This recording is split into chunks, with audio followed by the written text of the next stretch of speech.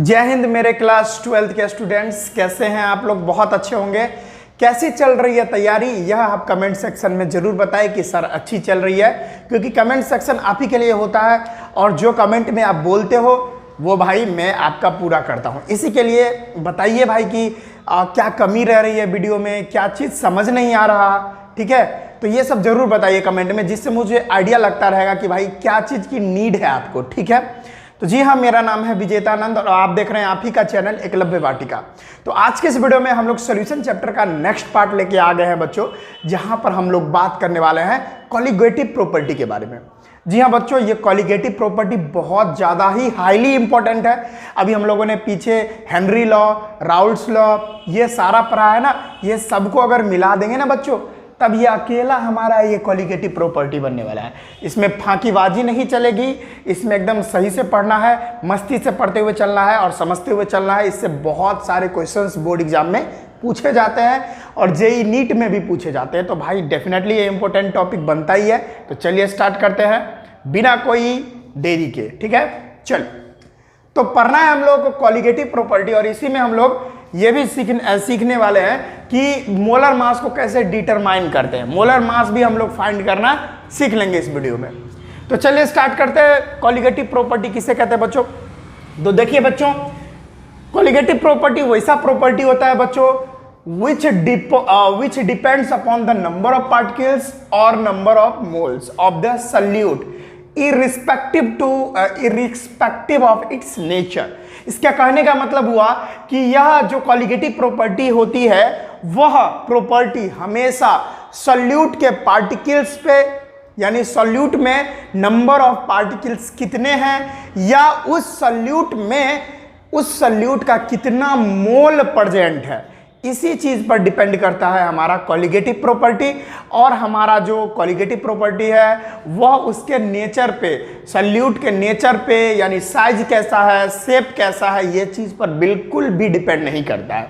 बस यही बात यहाँ लगा हुआ है, लिखा हुआ है। बस एक बार और मैं बता देता हूँ, कॉलिगेटिव प्रॉपर्टी ऐसा प्रॉपर्टी होता है जिसमें जो उसके सॉल्यूट होते हैं उसी सॉल्यूट के नंबर ऑफ पार्टिकल्स और नंबर ऑफ मोल्स पे डिपेंड करता है उसका कॉलिगेटिव प्रॉपर्टी। बच गया हमारा नेचर पे, तो सॉल्यूट के नेचर पे यानी साइज पे, शेप पे ये निर्भर नहीं करता है। तो कॉलिगेटिव प्रॉपर्टी समझ में आया? जो सिर्फ सॉल्यूट के मोल्स पे या नंबर ऑफ पार्टिकल्स पे डिपेंड करते हैं उसी को कॉलिगेटिव प्रॉपर्टी बोलते हैं बच्चों। एकदम सरल रूप से सारे चीज को पढ़ते हुए चलना है। और एक बात याद रखिए, कभी भी किसी भी सब्जेक्ट्स को, मैं नहीं ये कह रहा कि आप केमिस्ट्री में या आप किसी भी सब्जेक्ट में, अगर आप किसी भी सब्जेक्ट को बोझ लेके चलो ना कि भाई इतना सारा सिलेबस है हम लोग को कंप्लीट करने हैं, तो वो एक बोझ बन जाता है कि भाई 16 चैप्टर है केमिस्ट्री में, इसको कंप्लीट करना है, होगा कि नहीं होगा। तो जब भी अगर आपको बोझ लगने लगा ना सिलेबस आपका, दिल से नहीं सीखने का मतलब, तब क्या रहेगा ना, तब आप ऐसे ही एकदम गए उठ के हाँ भाई जल्दी जल्दी करो भाई, सिलेबस कंप्लीट करने हैं, उस पर क्वेश्चन भी नहीं लगाएं, तो होता क्या है आपका कॉन्फिडेंस लेवल तो लो ही जाएगा और आप अपने सिलेबस को बोझ समझने लगिएगा। तो ये आपको ना पीछे लेके चला जाएगा, आगे लेके नहीं जाएगा, फिर आपको उस चीज़ से प्यार नहीं हो पाएगा, है ना? तो वही मैं बोल रहा हूँ, किसी भी सब्जेक्ट जो आप फिजिक्स पढ़ रहे हैं, केमिस्ट्री पढ़ रहे हैं, बायोलॉजी पढ़ रहे हैं, कोई भी सब्जेक्ट पढ़ रहे हैं या मैथमेटिक्स पढ़ रहे हैं, उस सब्जेक्ट्स को अगर आप बोझ लेने लगिएगा तो आपको समझ में नहीं आएगा। तो दिल से सीखते हैं भाई, टाइम लगेगा, लेकिन हम लोग कोशिश करेंगे इस पूरे सिलेबस को हम लोग जनवरी तक मिनिमम कंप्लीट कर दें, ठीक है? तो हम स्लोली चल रहे हैं और आपको समझाते हुए चल रहे हैं, आपको फील करवाते हुए चल रहे हैं, ताकि आपको इससे मोहब्बत हो जाए, प्यार हो जाए केमिस्ट्री से। और जब भी बच्चों केमिस्ट्री से या किसी भी सब्जेक्ट से प्यार हो जाए तो डेफिनेटली उससे बहुत गहरा रिश्ता बन जाता है और आपको बातें उसकी समझ में आने लगती है, ठीक है ना? तो चलिए स्टार्ट करते हैं। तो ये जो कॉलिगेटिव प्रॉपर्टी होती है, ये 4 टाइप के हम लोग को पढ़ने होते हैं, यानी 4 properties, there are 4 properties. Colligative property लिख दो भाई, CG कॉलिगेटिव प्रॉपर्टी, यानी 4 तरह के कॉलिगेटिव प्रॉपर्टी हम लोग को देखने होते हैं, जिसमें ये जो प्रॉपर्टीज होती है वो उसके नेचर पे ना डिपेंड होके number of particles, number of moles of solute, solute के नंबर ऑफ पार्टिकल्स में, यानी सॉल्यूट में नंबर ऑफ पार्टिकल्स कितने हैं और सॉल्यूट में नंबर ऑफ मोल्स कितने हैं, इस पे डिपेंड करता है बच्चों। तो ये 4 तरह के प्रॉपर्टीज हम लोग को देखनी है। पहला क्या है? Relative lowering of vapour pressure. आज के इस वीडियो में हम पूरी तरह से इसी टॉपिक के बारे में बात करने वाले हैं, relative lowering of vapour pressure. अगला है डिप्रेशन और इन फ्रीजिंग। एफजेड का मतलब बच्चों FZS जो गाड़ी होता है, क्या है ना कि आजकल गाड़ी जो FZS आ गया है, बढ़िया बढ़िया गाड़ी, तो गाड़ी लेता है हनहनैले चल जाता है और उसका एक्सीडेंट हो जाता है। याद आया वो जो वायरल वीडियो था कि हमारे गांव में हमने रोड इसलिए नहीं बनवाया है, हमारे मुखिया जी कहते हैं हम अपने गांव में रोड इसलिए नहीं बनवाए हैं कि आजकल का लड़का सब जो है, बच्चा सब है, वो गाड़ी लेता है पल्सर, अपाची, FZS, हनहनैले चल जाता है, एक्सीडेंट हो जाता है। इसीलिए हम अपने गाँव में रोडे नहीं बनवाए हैं भाई, मुखिया जी OP तो वो FZS की बात नहीं कर रहा, ये FZP है, यानी फ्रीजिंग पॉइंट। ये भी हम लोग को देखना है, डिप्रेशन इन फ्रीजिंग पॉइंट। अगला है एलिवेशन ऑफ बॉइलिंग पॉइंट, ये भी हम लोगों को नेक्स्ट वीडियो में देखना है। अगला है ऑस्मोटिक प्रेशर, इसमें भी बहुत अच्छा टॉपिक आने वाला है ऑस्मोटिक प्रेशर में, जिसमें हम लोग टाइप्स ऑफ सॉल्यूशन देखेंगे, हाइपरटोनिक, हाइपोटोनिक सॉल्यूशंस, ये सारा चीज देखने वाले हैं। नेक्स्ट है बच्चों relative lowering of vapour pressure. हम अब इस टॉपिक को स्टार्ट कर देते हैं। हमारा आज का topic relative lowering of vapour pressure रहेगा। इसमें relative lowering of vapour pressure का जो हमारा फार्मूला आता है उसको भी हम लोग अभी डिराइव करने वाले हैं, ठीक है। तो काफ़ी मज़ा आने वाला है इस वीडियो में, आज के इस वीडियो में बहुत मज़ा आने वाला है। बस बने रहिए लास्ट तक, आपको मज़ा बीच बीच में मैं दिलवाता रहूँगा, क्योंकि मुझे पता है आपका मज़ा धीरे धीरे ख़त्म होते रहता है, तो मज़ा को हम भरते रहेंगे आपके साथ, ठीक है। तो चलिए, तो relative lowering of vapour pressure जानते क्या होता है। As the solute molecules are non-volatile, the vapor above the solution consists of only solvent molecules. After adding the solute, the vapor pressure of the solution is found to be lower than that of pure liquid at a given temperature. This is known as relative lowering of vapor pressure. आपके दिमाग से ये information टुई टुई टुई टुई टुई टुई ऊपर से चला गया। अब क्या है, आपके दिमाग में घुसाने के लिए मेरे को कुछ अच्छी अच्छी बातें करनी होगी आपके साथ, तब ये बातें समझ में आएंगी आपको। चले बच्चों, समझते हैं relative lowering of vapour pressure होता क्या है। इसके लिए मैं थोड़ा इसको साफ करना चाहूंगा। यहां तक तो आई थिंक आपका कंप्लीट हो ही गया होगा। अगर नहीं हुआ है बच्चों तो रियली सॉरी, आप पीछे जाकर वीडियो को पीछे करके इसको लिख सकते हैं। अभी मुझे कुछ इन्फॉर्मेशंस को आपको बताने हैं, समझाने हैं, जिसके वजह से ये मैं मिटा रहा हूँ। एक बात और बता दूं मैं बच्चों, ये जो वीडियो बना है ना, ये 2 दिन में बना है। लगभग इससे पहले दिन बनाने आया था मैं वीडियो, तो लाइट कट गई और 4 घंटे तक लाइट नहीं आई, तो मैं अपने घर चला गया, उस दिन वीडियो नहीं बन पाया। सिमिलरली उसके कल होके मैं गया, बस यही इंसिडेंट दोहरा दिया गया। उस दिन भी जैसे ही मैं पहुँचा 5 मिनट का वीडियो बनाया, उसी में जो है लाइट कट गई, तो 2 दिन मेरा फ्लॉप चला गया, जिसकी वजह से 2 दिन वीडियो नहीं आ पाया होगा। तो मेरे जो रेगुलर व्यूअर हैं, स्टूडेंट्स हैं, उनसे मैं हाथ जोड़ कर क्षमा मांगता हूं, क्योंकि मैं गांव में रहता हूं और गांव में लाइट का कोई ठौर ठीक ही नहीं है।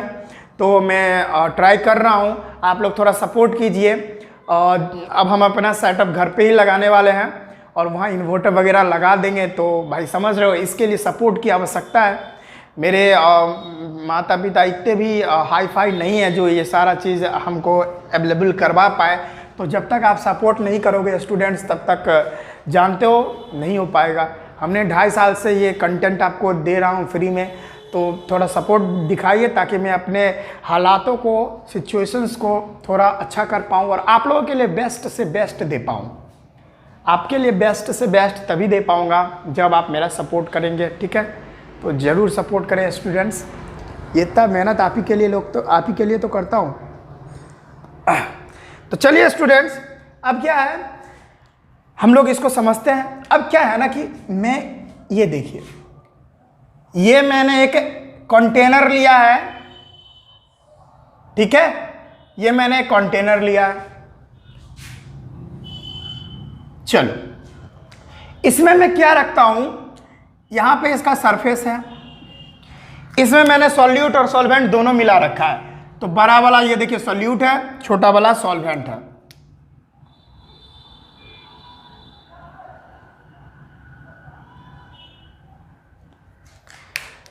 देखते रहिए बच्चों, समझ में आता रहेगा आप लोगों को।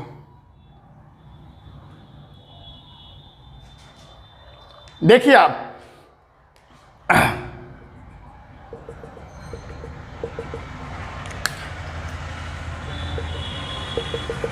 हो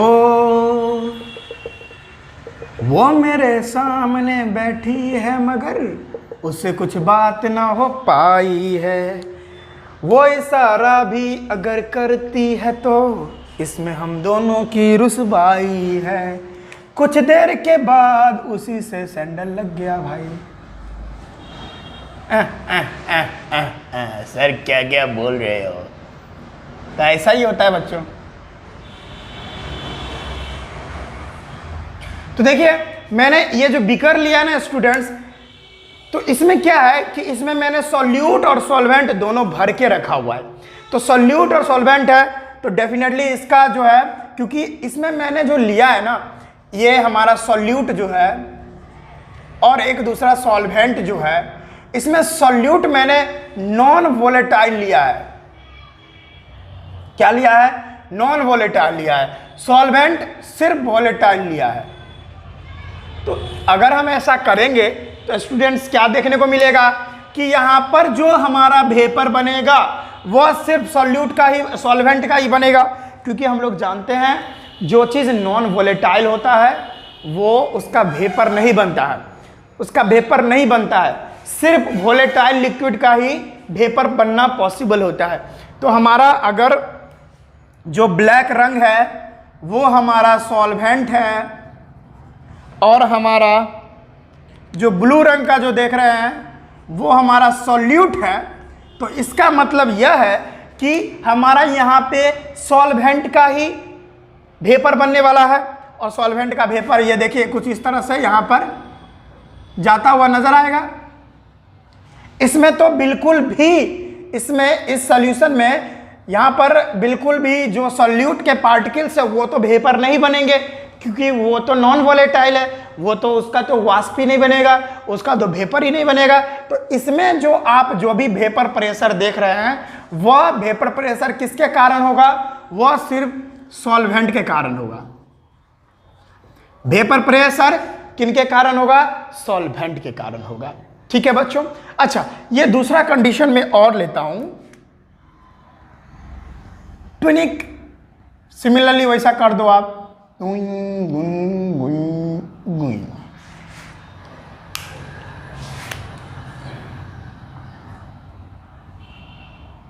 सॉरी मुझे दूसरे कलर यूज करने हैं, ये नहीं करूंगा मैं, ये कर लेता हूं, ये ब्लैक।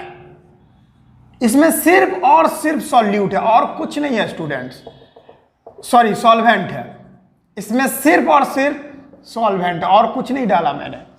तो बताओ, अभी मैं आप लोग से क्वेश्चन पूछूंगा क्योंकि ये चीज मैं पढ़ा चुका हूं, इसी के लिए आपको जवाब देने ही पड़ेंगे।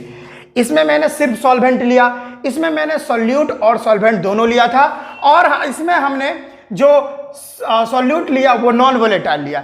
अब इसमें सॉल्वेंट है तो ये वोलेटाइल ही होगा, ये वोलेटाइल है।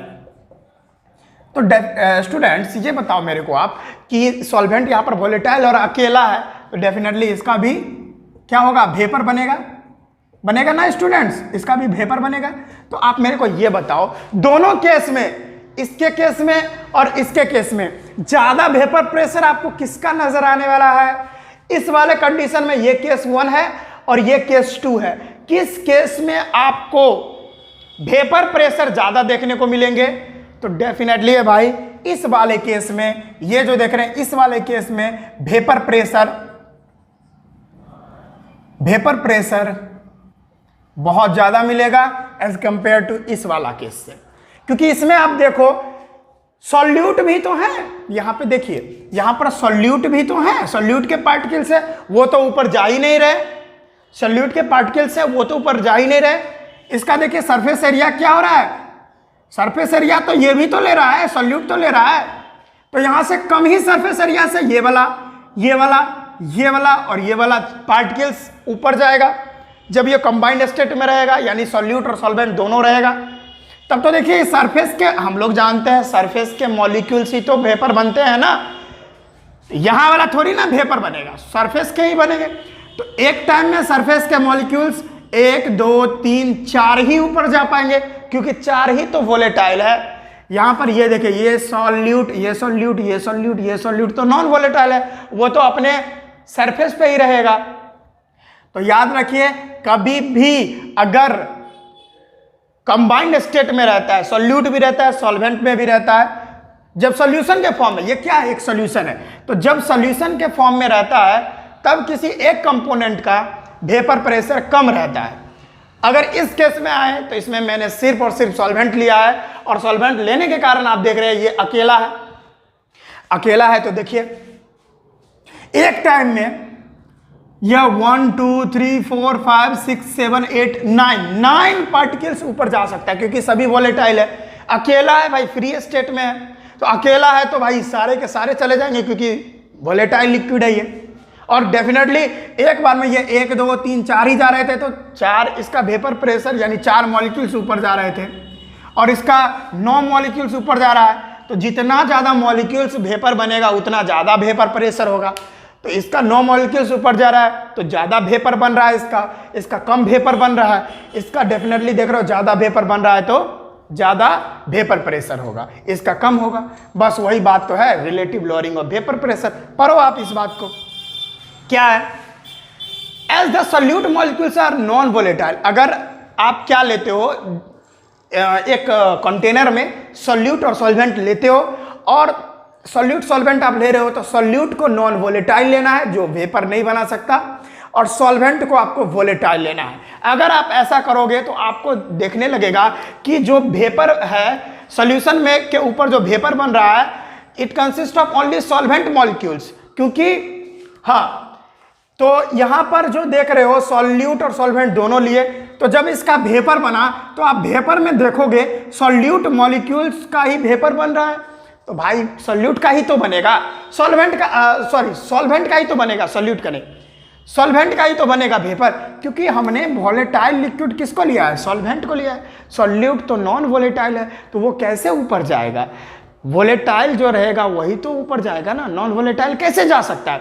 तो सॉल्यूट नीचे ही रहेंगे, ऊपर कौन जाएगा, वेपर कौन बनेगा, सॉल्वेंट ही बनेगा। तो वही बात तो बोल रहा है। और आपको ऊपर में जो सॉल्यूशन में आपको सॉल्यूट है सॉल्वेंट है, तो आपको देखने को मिलेगा सॉल्वेंट ही ऊपर जाएगा, वेपर बनेगा। आफ्टर एडिंग द सॉल्यूट और the vapour pressure of the solution is found to be lower than that of pure liquid. अच्छा, इस केस में हमने दोनों लिया था, चलो भाई। अच्छा, अभी आप देख रहे हो यहां पर इस वाले केस में कि इसमें सिर्फ सॉल्वेंट के ही पार्टिकल्स है। अगर आप इसमें सॉल्यूट मिला दिए तो जितना इसका वेपर प्रेशर, देखिए 9 पार्टिकल्स ऊपर जा रहा था, अब तो वेपर प्रेशर बहुत ज्यादा हो रहा था। जैसे ही इसमें सॉल्यूट भी मिला दो, आप सॉल्यूट मिला दो, इसका वेपर प्रेशर घट जाएगा। क्यों घट जाएगा बच्चों, तो क्योंकि यहां पर सॉल्यूट के पार्टिकल आ जाएंगे, यहां पर भी आ जाएंगे, यहां पर भी आ जाएंगे, यहां पर भी आ जाएंगे।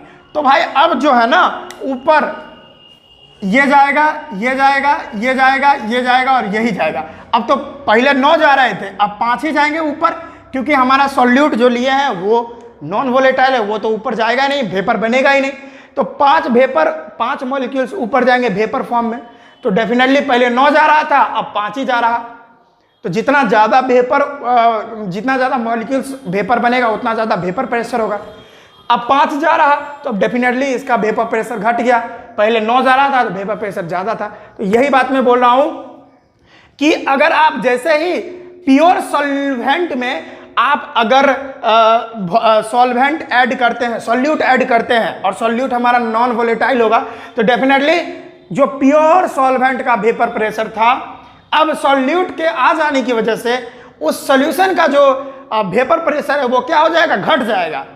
ठीक है, प्योर लिक्विड में जितना वेपर प्रेशर था अब जो है वो उतना नहीं रहेगा।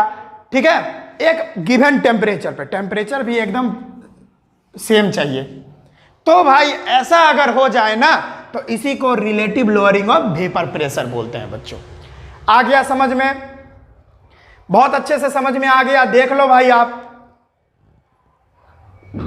तो इसको जल्दी से नोट करें स्टूडेंट्स। उसके बाद हम relative lowering of vapour pressure जो इसका फॉर्मूला बनता है उसको डिराइव कर लेते हैं। हम इसको मिटाते हैं, पहले आप इसको लिख लो जल्दी से, आप जल्दी से लिखना है स्टूडेंट्स। तो चलिए स्टूडेंट्स, अब हम लोग relative lowering of vapour pressure का फॉर्मूला डिराइव करते हैं। तो हमने पिछले वाला केस जो लिया था उसमें क्या था, P10 जो है वो क्या था, ज्यादा था उसका वेपर प्रेशर सॉल्यूशन से। समझ में आया? यानी मेरे कहने का मतलब जो सॉल्यूशन में जो वेपर प्रेशर बनेगा बच्चों, उस सॉल्यूशन का वेपर प्रेशर कम होगा as compare to pure form में जो सॉल्वेंट रहेगा उसका वेपर प्रेशर ज्यादा रहेगा। तो प्योर फॉर्म में अगर कोई भी चीज हो, चाहे सॉल्यूट हो चाहे सॉल्वेंट हो, उसका वेपर प्रेशर ज्यादा बनेगा अगर सॉल्यूट को हम वोलेटाइल लिए हैं तो। ठीक है, तो अब जो है ना हम इसका फॉर्मूला डिराइव करने वाले हैं। अच्छा, राउल्ट अंकल के हिसाब से, राउल्ट अंकल के हिसाब से क्या हो जाएगा, P1 is equal to P10 x1। इसका मतलब क्या हुआ, देखो भाई मैं बता देता हूं। P1 का मतलब हुआ वेपर प्रेशर ऑफ, P1 का मतलब हुआ vapour pressure of solvent in solution. Solution में सॉल्वेंट का वेपर प्रेशर है, ये P1 से डिनोट करते हैं हम लोग इसको। अच्छा, x1 का क्या मतलब हुआ, मोल फ्रैक्शन, मोल फ्रैक्शन। और P01 का मतलब तो, या P10 का मतलब तो जानते ही है, vapour pressure of solvent in pure form. तो अकॉर्डिंग टू हम किसके चल रहे हैं अभी, अकॉर्डिंग टू राउल्ट्स लॉ के हिसाब से P1 is equal to P10 x1। According to Raoult's law हम लोग चल रहे हैं स्टूडेंट्स। अच्छा बच्चों, अगर P1 आप माने हो किसको, सॉल्वेंट को, तो P2 जो है सॉल्यूट को मार लो। ठीक है, क्योंकि हम लोग जानते हैं सॉल्यूट किसी सॉल्यूशन में ज़्यादा मात्रा में होता है तो हमेशा उसको नंबर 1 पोजीशन मिलना चाहिए। तो P1 अगर आप मान रहे हो सॉल्वेंट को, तो P2 हमारा सॉल्यूट का होना चाहिए। समझ में आ रहा है? W1 ये क्या है, वेट है, यानी गिवन मास है ना, given mass of solvent. W1 से गिवन मास ऑफ सॉल्वेंट अगर दिखा रहे हो तो डेफिनेटली W2 से गिवन मास ऑफ सॉल्यूट दिखाना चाहिए आपको। तो ये याद रखना। जैसे N1 मतलब 1 पोजीशन आप सॉल्वेंट को ही दो, तो ये N से मोल दिखाते हो, तो number of moles of solute को N1 से दिखाते हो, तो number of moles of solute आप N2 से दिखाओ। ठीक है, तो 2 को जो है ना, जो 2 वाला है वो आप सॉल्यूट के लिए रख लो, और 1 वाला जो है वो सॉल्वेंट के लिए रखो। ठीक है, ये तो समझाने के लिए बोला था ताकि आगे दिक्कत ना हो आपको। ठीक है, तो राउल्ट्स लॉ लगा है तो हमारा P1 इजकल टू, अच्छा एक बात आपको पता है, ए भाई ये खुल तो नहीं रहा, मैं खुल लिया, एक मिनट बच्चों। तो चलिए अब हम लोग फार्मूला को डिराइव करते हैं। तो अगर हम डेल्टा P निकालना चाहें, डेल्टा P क्या होता है भाई, क्योंकि अगर हमको प्रेशर का डिफरेंस कितना आया, कहाँ बच्चों कहाँ, तो जब हम एक लिए थे पहला केस और दूसरा केस, जिसमें हमने प्योर फॉर्म में सॉल्वेंट को रखा था तब, और जिसमें हमने सॉल्यूशन के फॉर्म में रखा था तब, इसमें सिर्फ और सिर्फ सॉल्वेंट ही मिला था, और इसमें सॉल्यूट प्लस सॉल्वेंट दोनों मिला हुआ था। तो दोनों केस में हमको जो वेपर प्रेशर आया था, तो उसका डिफरेंस हम लोग निकाल रहे हैं कि कितने का डिफरेंस आया। तो प्योर फॉर्म में जो था हमारा वेपर प्रेशर सॉल्वेंट का, वो तो बहुत ज्यादा था। तो प्योर फॉर्म में हम लोग इस तरह से लेते हैं P10 माइनस सॉल्यूशन में जो आया था वो हम किस चीज से माने हैं, P1 से माने हैं। देखो भाई P1 बराबर क्या, vapour pressure of solvent in solution. तो ऐसा लिख सकते हैं क्योंकि ज्यादा इसमें होगा और इसमें से इसको माइनस करेंगे तो हमारा कितने का डिफरेंस हमारा वेपर प्रेशर का बनता है वो आ जाएगा स्टूडेंट्स। देखो बच्चों समझ के चलना है हमको, ठीक है, आया समझ में स्टूडेंट्स। तो हम लोग इसको इक्वेशन फर्स्ट मानते हैं। अब अकॉर्डिंग टू राउल्ट्स लॉ,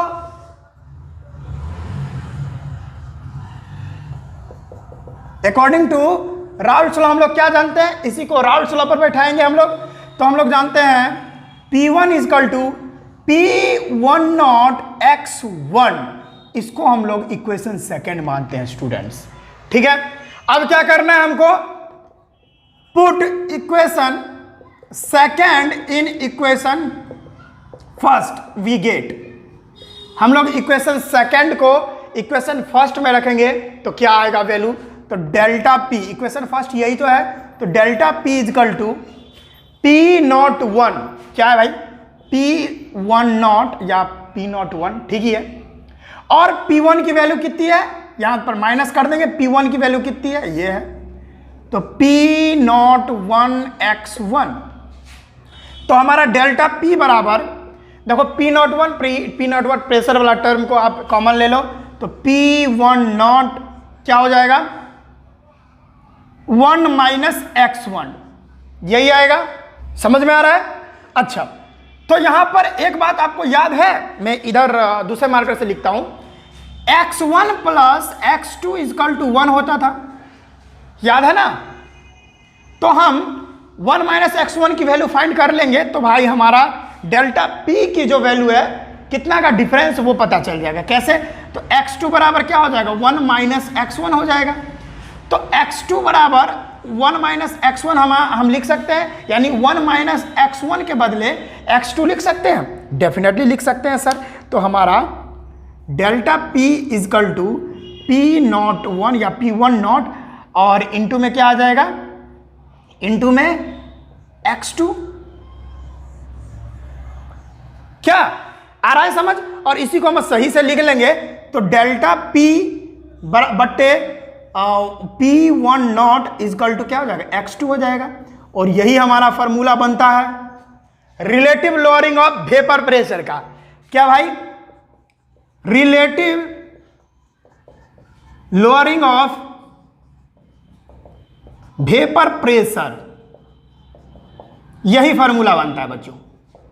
यहां से delta P by P10 is equal to x2 अगर आप कर दोगे बच्चों तो आपका relative lowering of vapour pressure का फॉर्मूला यही है। और इससे आप बहुत चीज निकाल सकते हो, जैसे आप मोलर मास भी निकाल सकते हो। अच्छा, मोलर मास के लिए हम एक और फॉर्मूला आपके लिए डिराइव कर देते हैं इधर मिटाकर।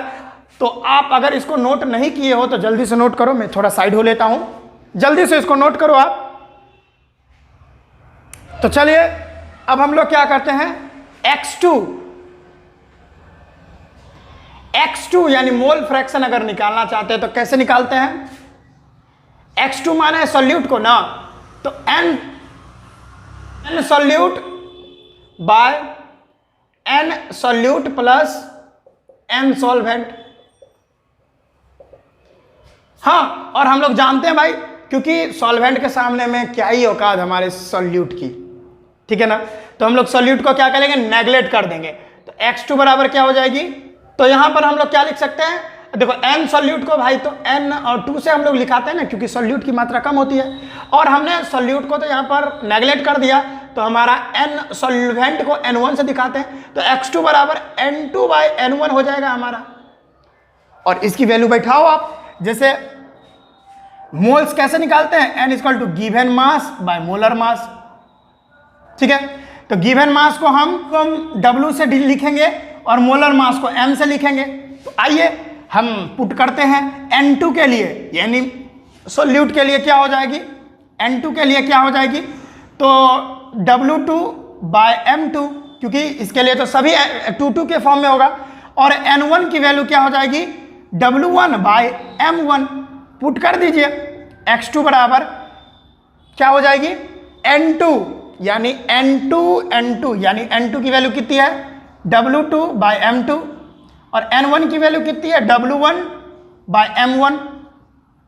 इसको मिटाएंगे और इसको अरेंज कर दीजिए सही से। मैथमेटिक्स तो जानते होंगे आप लोग, तो क्या हो जाएगी, x2 बराबर हो जाएगी W2 बाय M2 इंटू में M1 बाय W1। तो ये हमारी हो जाएगी। इस तरह से हम लोग इसका जो है मोलर मास भी डिटरमाइन कर सकते हैं। ठीक है स्टूडेंट्स, तो ये रहा हमारा फॉर्मूला।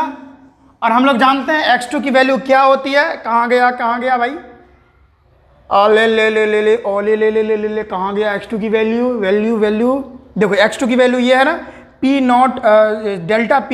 तो डेल्टा P की वैल्यू कितनी है, ये देखो ये है ना, तो मैं यहाँ लिख देता हूँ डेल्टा P की वैल्यू P01 माइनस P1 बट्टे में P1 नॉट इजकल टू, ये हमारी वैल्यू आ गई W2 by M2 into M1 by W1। ये हमारा फाइनल फार्मूला हुआ, जिससे आप हर एक चीज निकाल सकते हो बच्चों, हर एक चीज, इतनी चीज आप निकाल सकते हो, पूरा चीज निकाल सकते हो। सॉल्वेंट का प्योर फॉर्म में कितना प्रेशर होगा, वेपर प्रेशर, वो भी निकाल सकते हो। जब वो सॉल्यूशन के फॉर्म में होगा तब कितना वेपर प्रेशर होगा, वो भी निकाल सकते हो। W2 यानी सॉल्यूट का गिवन मास कितना है, वो भी निकाल सकते हो। उसका मोलर मास, सब कुछ निकाल सकते हो यहाँ से। ठीक है, तो ये हमारा फाइनल फार्मूला है और यही है डेरिवेशन। आप इसको जल्दी से लिख लो। अगर आप यहाँ तक भी अगर आपको आता है, समझ पाए हो, तो यहीं तक सही है। वो तो हम ऐसे ही बता दिए ताकि आप मोल्स वगैरह भी, मोलर मास वगैरह सारा कुछ निकाल सकते हो। ठीक है, यहीं तक आप कर लो तो ठीक है आपके लिए, नहीं तो वहाँ भी कर सकते हो, तो कोई प्रॉब्लम नहीं है। तो यहाँ पर डेरिवेशन हो चुका है, तो फटाफट से हम एक क्वेश्चन कर लेते हैं। फटफट जल्दी क्वेश्चन एक कर लेते हैं। तो आई थिंक आपने लिख लिया होगा, इसको मिटाते हैं अब। देखिए स्टूडेंट्स, हमारे पास एक क्वेश्चन चला आया है relative loading of vapour pressure पे। क्या है कि vapour pressure of pure benzene at a certain temperature. तो वेपर प्रेशर जो है प्योर बेंजीन का एक सर्टेन टेम्परेचर पर वो कितना है, 0.850 बार है। तो बेंजीन यहाँ पर सॉल्वेंट हो जाएगा क्योंकि प्योर बेंजीन लिया है। तो यहाँ पर हम लोग P1 नॉट यानी सॉल्वेंट को ही मानते हैं, प्योर फॉर्म में सॉल्वेंट रहेगा। उसकी वैल्यू दे रखी है 0.850 बार। ओके, और उसके बाद नॉन वोलेटाइल और non electrolyte solute is added 0.5 ग्राम।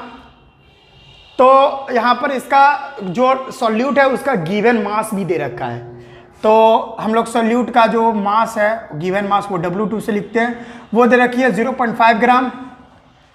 अच्छा, सॉल्यूट इंटू 39 ग्राम बेंजीन। अच्छा, बेंजीन फाइंड द मोलर। अच्छा, बेंजीन का भी मात्रा दे रखा है 39 ग्राम बेंजीन, यानी W1 गिवन मास इसका भी दे रखा है 39 ग्राम।